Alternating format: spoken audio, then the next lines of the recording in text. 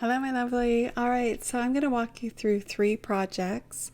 We're going to start with this first project, which is just a simple slow motion video clip with some texture and type. So I'm just going to go ahead and hit the play so you can kind of see here we have the movement and then the texture and the type transitions in. And it's just a short little single frame film. Photoshop is not designed for long video, just works well for adding your extra Photoshop-y touches on a short film clip.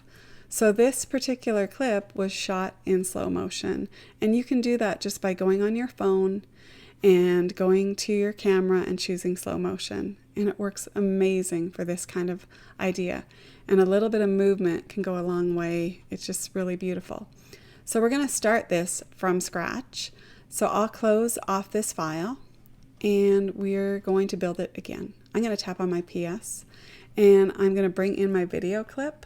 So I'm going to go to Finder and I have the video file here and I don't have anything else open in Photoshop, so I can just drag it and in it comes. And when you open a video clip, you should see timeline. If you don't, you can go to Window and you can go to Timeline. So we have our video clip and I can just use the space bar to tap play. So you can see it's just a slow motion kind of sepia video clip. We don't need to use the full clip. I like to use these little start points and end points. So you see here as I drag, I might start at about 3 seconds in and then go down to the other end and grab another, I don't know. We'll just do a nice short little clip here, about 8 seconds. So when you play this clip, because of those start and end points, it will start at the start and end point. Now, the video creates a layer in the Layers panel, and it's a video group layer. We're going to close that video group so when we drag in the textures, they don't land in the group. I'm also going to pull my playhead to the start because when I drag in the texture, it will land wherever that play point is. So we're going to go to libraries. I love to use libraries for my digital goodies, and I have some Lisa Glanz textures. I love these, and I'm going to use the mist gray. So when I drag from libraries and drop, it's just like dragging a texture from Finder or going to File, Place Embedded. And then I'm just going to go ahead and hold the Shift key and drag it down and tap the check. And you can see it lands here in the timeline as well as in the Layers panel. We're going to drag this down to the end because it just kind of goes part way. Now we have our texture layer. What I want to do is blend it and add a little bit of a color overlay, which will just kind of make it a little extra magical.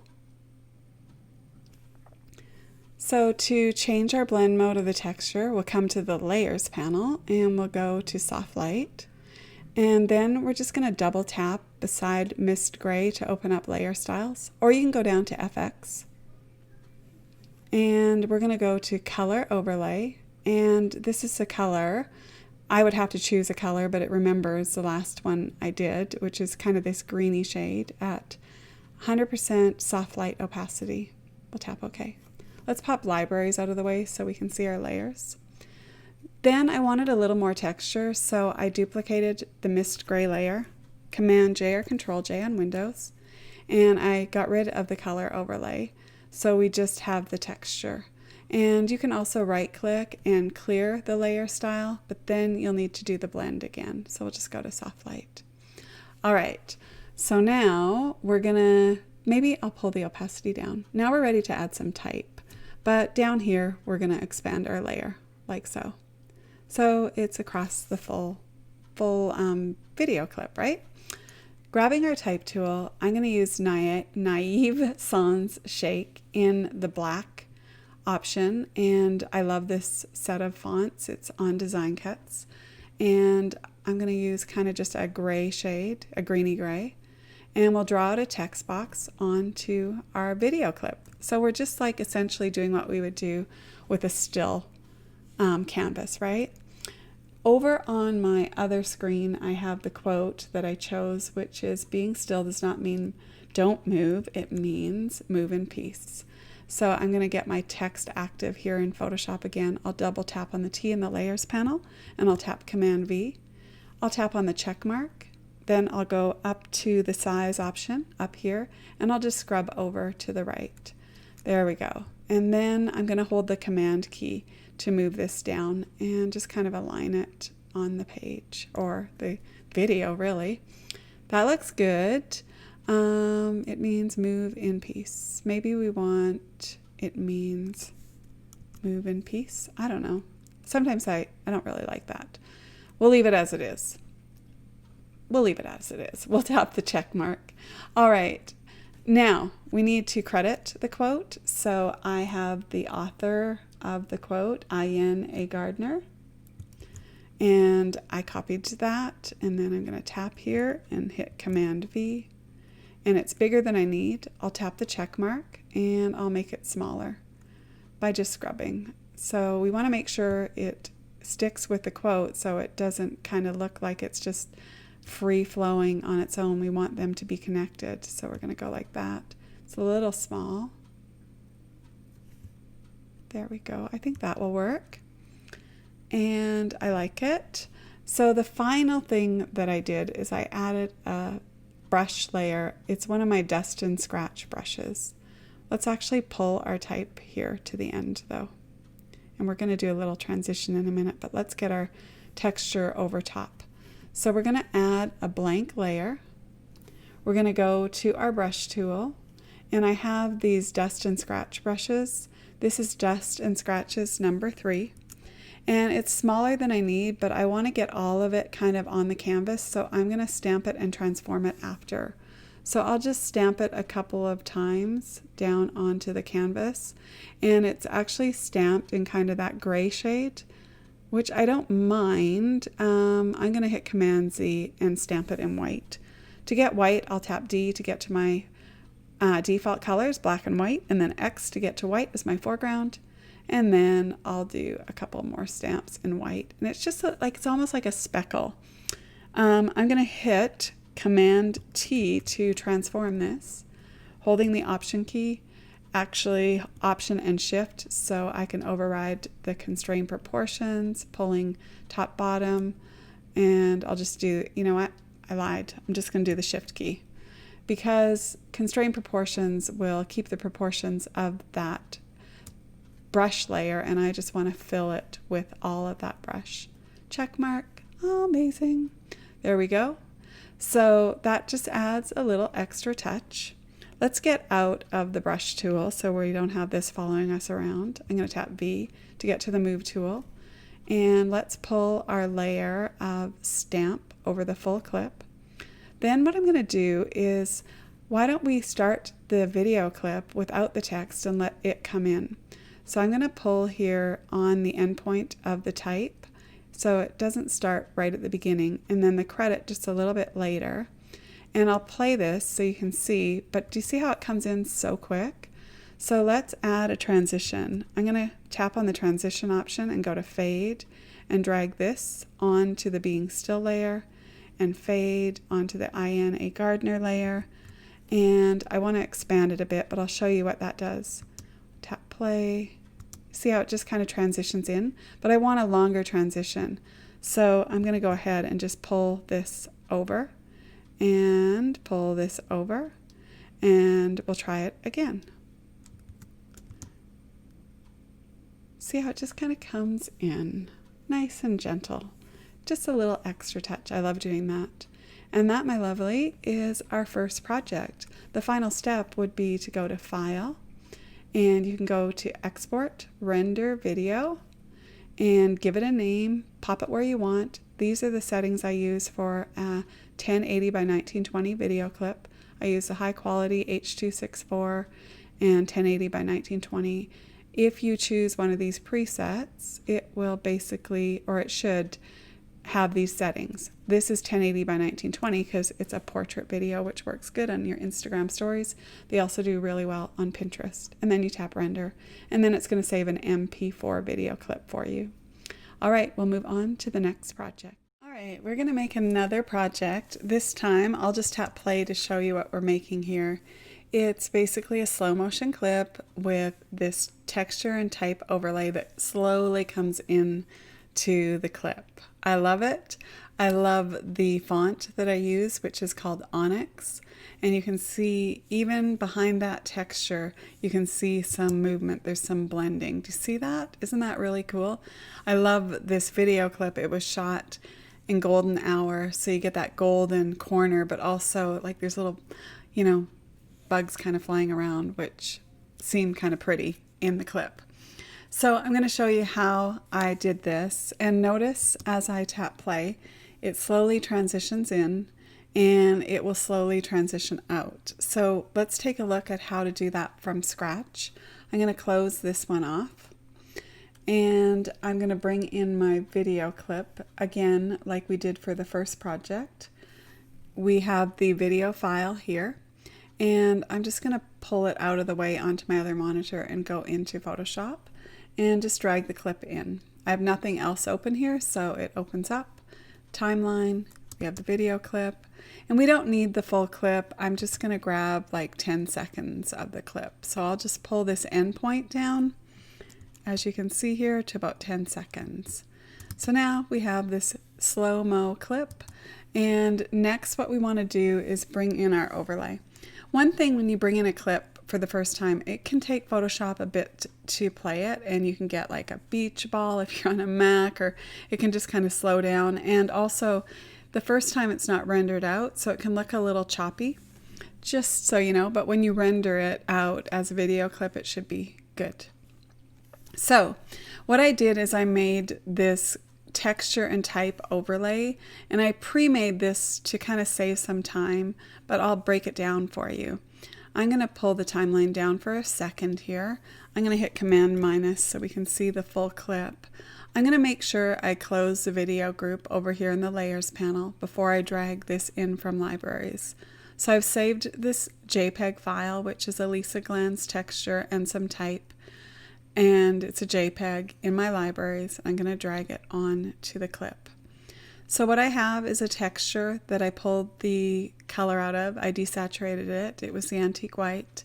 And then I used the Onyx font. I love this font. It looks like washi tape. And it's going to work really well because it has a lot of depth and texture for us to blend into the video. So down here in the timeline, my playhead was partway in, so that's where it came. So if I pull the playhead back here and I want it to kind of transition in, I'll pull it to the beginning, so it's all at the beginning, and I'll pull it to the end. And then we're going to go over and blend it. So we're going to use screen blend mode, which will basically, blend it so beautifully. All that black kind of disappears and we just see the lighter portions and we see this texture, but we can also see the movement even through the white, which is really cool. Do you see how you can still see it? And of course you can play a bit with opacity if you want more of it to show through. Totally up to you. All right, so now let's come here to the beginning, and we're gonna just transition it so it slowly comes into play. To do that, we're going to add another transition just like we did with our first project. We'll open up the fade option, transition box, and then fade, and then we'll drag this to pause. And I'm going to pull this like really far, so it takes quite a while for it to find its way in. And I might even kind of pull pause about there. I can't remember what I did in the sample, but it just gives it some time to come in. And then I could even transition it out, so it just creates a little bit of motion with your type, even though it's not like fancy motion work.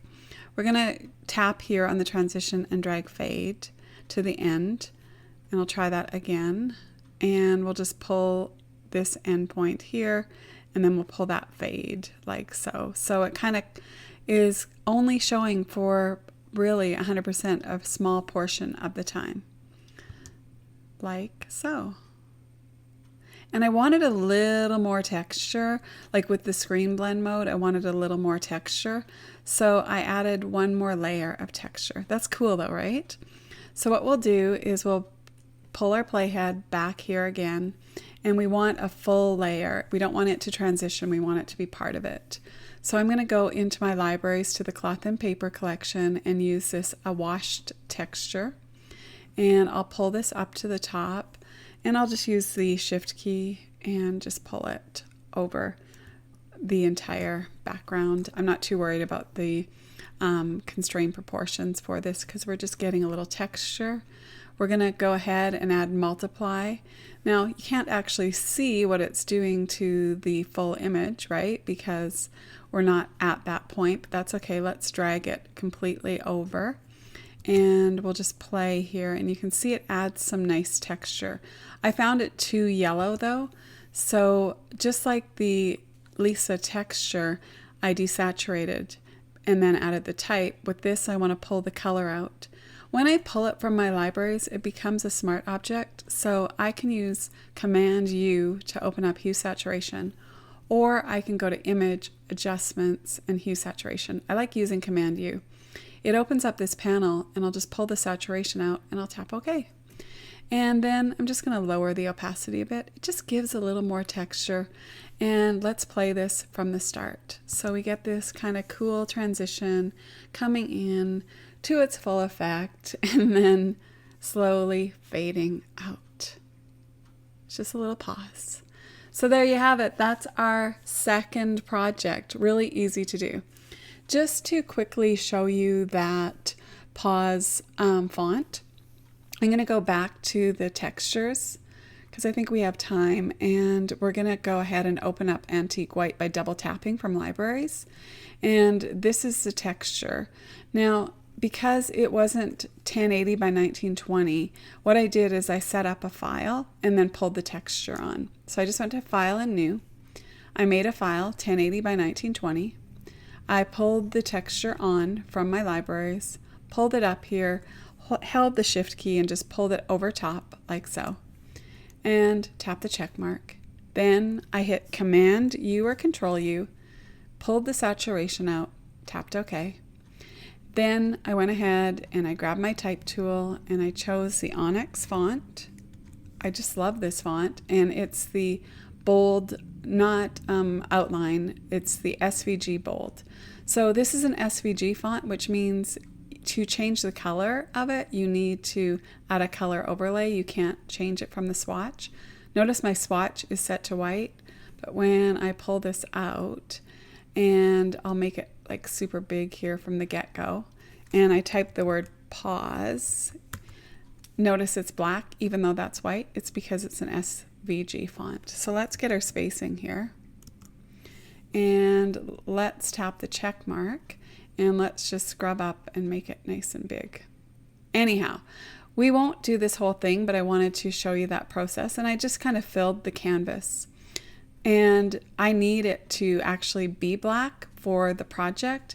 But if I wanted to, or needed to change the color of the font, I can come to the layer where the type is, double tap. This will open up layer styles, go into color overlay, and I can make it any color I want. Why didn't it change? Because it's at soft light blend mode, because it remembered that from the last time, and I could make this type any color that I want. I'm going to cancel out of here and cancel this, but that's how I would change the color of this Onyx font. I actually have a tutorial on my blog. I should try to send that link over on using this font because I just loved it. And once I made this as I needed it, I saved it as a JPEG and I have it in my libraries. So I'm just going to close this off because we don't need it. I just wanted to quickly show you that process for the overlay. And then again, I would do a render, same thing, same size. And I've got this lovely clip working really well in your stories or on something like Pinterest. And of course, you can make different ratio video clips. You just have to kind of lose a portion of the clip, because when you shoot a video clip, it's going to be this video aspect ratio, which is 9:16. All right, we have one more project. All right, so for this project, we're going to use some watercolor art made in Photoshop, really easy with raw watercolor brushes that are amazing. We also used a little bit of dust and scratch texture, some cool text, and the magic is in this little video clip. It's shadows leaves dancing coming through the window that I caught with my camera in slow motion. I used just my iPhone. I put a piece of foam board up so the shadows would bounce or reflect, is that what you call it, onto the foam core, and just captured that. And I'm going to break it down for you, but I just wanted to kind of give you an overview. And kind of the magic here with the shadows dancing and kind of, it's just a little more dramatic, is the blend mode used for our watercolor art. So we're going to break this down step by step. I'm going to quickly show you how I made this watercolor background. We won't go through it all because that would take way too long, but I'll give you the steps and then you could play with this, and you might want to just try out these brushes. So let's close off our video clip and let's go ahead and create a new canvas. I'm going to do 1080 by 1920, and we just have a blank canvas, and I'm going to pull in one of Lisa Glanz's backgrounds again. So go ahead and pull in, I can't remember if I used antique white or Miss Gray. Let's just use antique white. And I'm just gonna pull it across my canvas, holding the shift key, dragging it out. And that just gives me a good base to stamp the watercolor brushes on. Let's pop libraries out of the way. I'm gonna hit Command U, and that opens up hue saturation. Command or Control U, and pull the saturation out of the texture. It's just our background, our base for our watercolors. Then I'm going to tap on the plus sign at the bottom of the layers panel to create a blank layer to stamp on, and we'll open up our brushes. And in the canvas, if I right click, once I have my brush selected, I can see all of these really cool watercolor brushes. They're amazing. So what I did is I just kind of played around with different brushes. Another thing that I did is I took an image of peonies that I shot and made kind of a color palette. Here you can see the swatches I used, just different colors in here. And these are the colors I went to make the background. Instead of having to try to play around and choose colors and all of that, I kind of pre-decided that. So tapping on the first swatch, I just tapped down and I kind of just started building up layers. I created another layer, chose another color, I chose a different brush, stamped it down, and so on. So we won't spend time making the whole thing, but I just wanted to show you this. And also by putting it on its own layer, when I stamp it down like so, I can hit Command T and transform just this layer. So I'll hold the Shift key and just pull this down a little bit and this up a little bit. And I mean, you could do this in any way that you like. This is just the process that I used. And then I saved it as a JPEG to pull into my video clip. All right, so let's go ahead and close this off. I'm not going to save it because I have my background and I have no idea how we opened that. Let's close this off. This is from the home screen up here. Anyhow, let's go back in and let's get this out of the way. We're going to go ahead and pull in our video clip. So I have it over in Finder, and this is just a really cool slow motion clip that I captured. And it was just trees or leaves coming through the window. I put a piece of white foam core to catch the shadows on and captured a slow motion with my phone. You can just see it's just this kind of abstract-y, bit mysterious look, and it's really quite perfect. In particular, when we add the watercolor art and we blend it. So we're going to go over to video group 1 and close the group, and then what we're going to do, we'll hit Command minus to zoom out a bit. We'll open up our libraries and we'll go into the live assets, and I'm going to pull the watercolor background that I made onto the video and tap the check mark. Let's open up our timeline and let's get that watercolor down here where we want it. It landed where the playhead was. And I don't need like the full, maybe 10 seconds. Let's pull our end point here to 10 seconds. And nothing is happening as we press play, right? Because we have to blend it. And let's pop our libraries out of the way. So here is the layer of the watercolor art. And of course, there's so many ways you could go here. If I choose multiply and go ahead and tap play, you get this very subtle movement, which is really pretty. I could do multiply and lower the opacity. I really thought it was interesting to use color burn, and check that out. Really cool, right? And then pull the fill down a little bit if you like. And then you could even play a little bit with levels. So because we pulled the watercolor art in from libraries, or if you did file and place embedded, it's a smart object. So we can go ahead and hit Command L, Control L, or we can go to Image, Adjustments, Levels, or even Curves. So with levels, I just kind of came in here and I pulled the levels slider a little bit to get, just a little bit of a shift with the light and the shadow. Something like that. And we'll tap OK. And I'll just come over to the layers, and because it was a smart object, it's completely non-destructive, and I can pull the levels on and off so you can kind of see the difference. There we go. So do you see how without the levels and with the levels, it's actually behaving a bit funky? It should just turn on and off. It just kind of makes a slight shift, and I like it. It looks really good. So that was that. And then what I wanted to do is add a little bit of extra to the background. So we'll pull our playhead to the beginning. We'll create a new layer, and we're going to grab the brush tool again, right click in our canvas, and this time I'm going to go to the dust and scratch brushes right here and go ahead and just drag them onto, or tap one of them onto my background. I'm going to go with the Dust and Scratches 4. I'm going to hit enter to hide the brush menu. You'll notice we can't see the brush right now because it's much bigger than our canvas. So you can right click and just resize this a little closer to the size. Now you can see we can see it. And I actually don't want to stamp it outside. I want to stamp it a little bit inside. So I'm going to make it a little bit smaller than actually that I need. So the width of this is 1080, the background. We'll go ahead here and I'll use my right bracket key.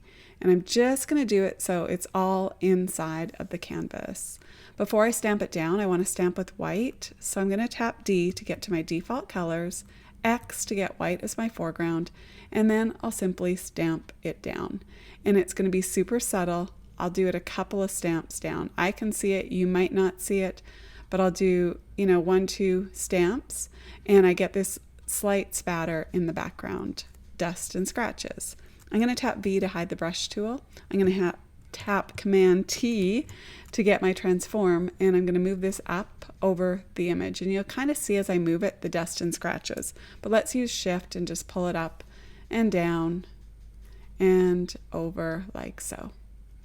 And then we'll tap the check mark. And if I want a little more, I can duplicate the layer, Command J, and you can kind of see that, it's kind of cool, right?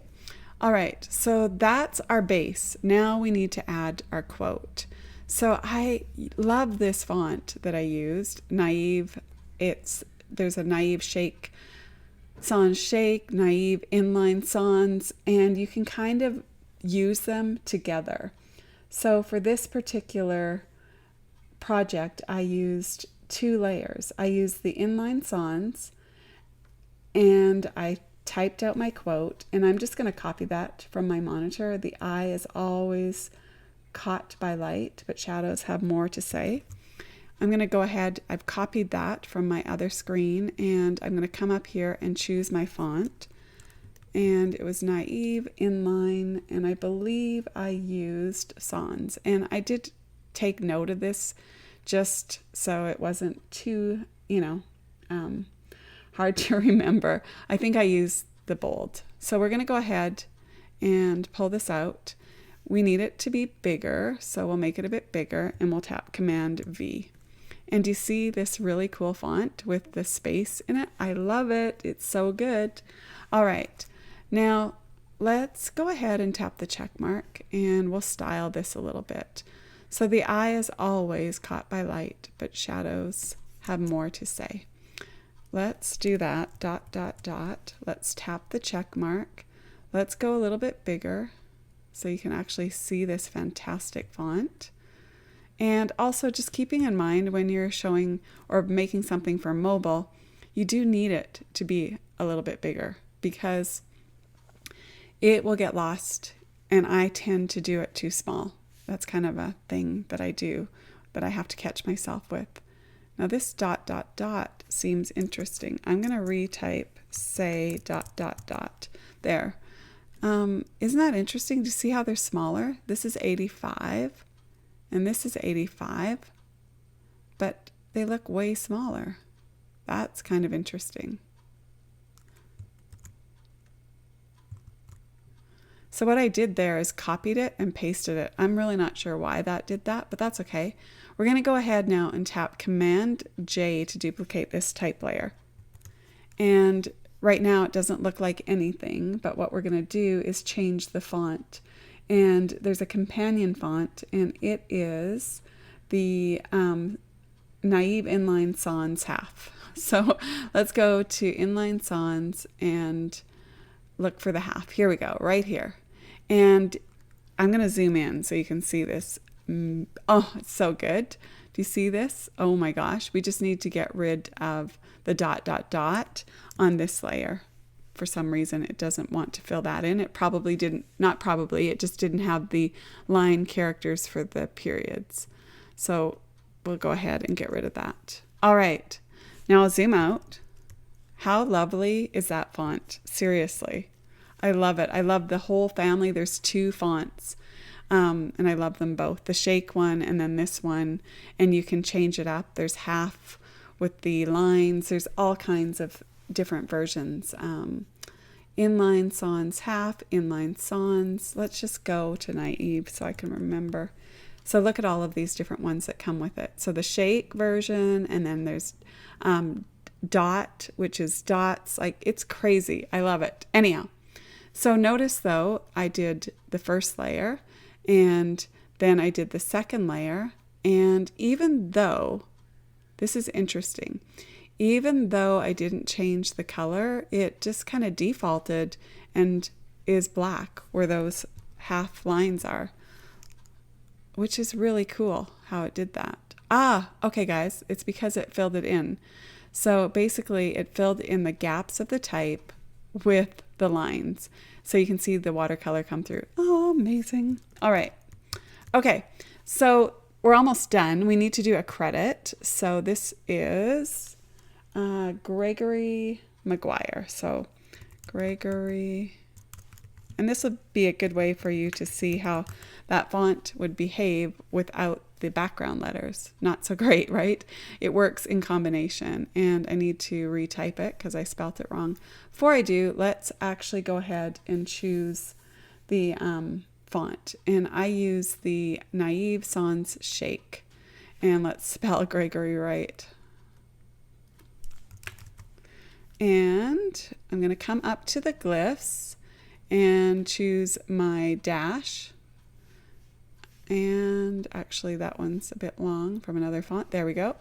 And we'll pop glyphs away. And now let's go ahead and place our type and make it smaller. And I believe I did it in a dark color, but I like it in the white too, so we'll leave it. Making sure it's close enough with our quote. I also want to kind of align this type, so I'm going to hit Command T and just go ahead and align it. So as I pull this, I can see it's perfectly centered, and I think, I don't know, did that make much of a difference? I think about there. And then Command T for Gregory McGuire, and we'll pull that up here. And there we go. So now all of our layers are here. Let's pull our timeline up a little bit. Notice though that we need to expand them or they'll just disappear. So we're going to go ahead to our layers. Actually, we'll go into the layers panel and we'll choose all of those layers. And I just want to show you when I pull this out, it doesn't pull them all together even though they're selected, but at least they're selected in the timeline. And we'll go ahead and we'll tap the play. Let's move the timeline out of the way here. And that is our project. Pretty sweet, right? So you can imagine, depending on the background that you use, the slow-mo that you use, you're going to get really different results. With this busy watercolor background though, I would recommend a really simple slow motion, like the shadows dancing. I like to also film like lace moving, just like kind of blowing in slow motion. All right, I hope you enjoyed this and you feel a little inspired to explore. Maybe those watercolor brushes are calling you. I'd be super excited to see what you make. So if you do something, make sure you tag me. I'm on Instagram at Kim Klassen. You can pop over to the blog or whatever. I'd love to see what you create.